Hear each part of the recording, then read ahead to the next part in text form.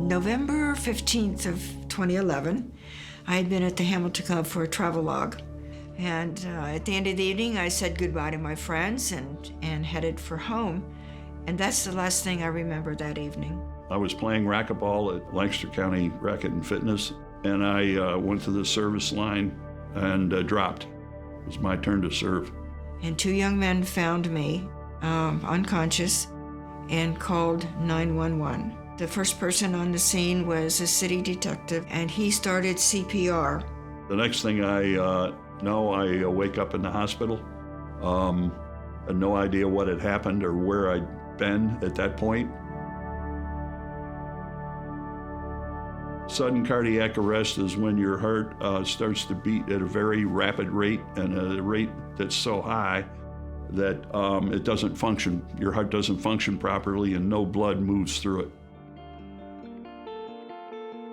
When my father started the program, it was really his drive to get AEDs or defibrillators in all the police cars to try to save, more people. He would get consults all over our county because he was the only one in the county that was doing it. And of all his patients that he'd had that had sudden death, the only ones that survived were the ones that were lucky enough to get shocked early. He started working with Dr. Worley and Dr. Gensler. That's where the beginnings of the AED program came.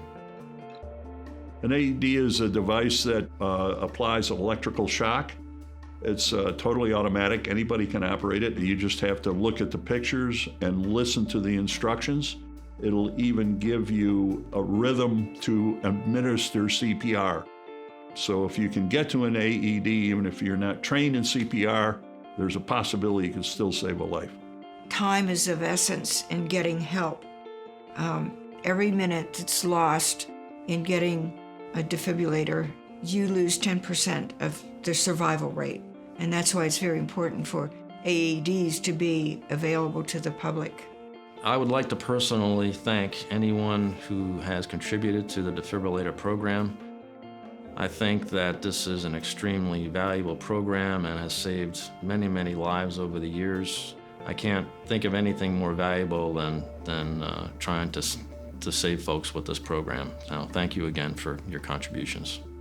An AED in a policeman's car is of great importance. It's probably the best device that he can have in his vehicle. You never know.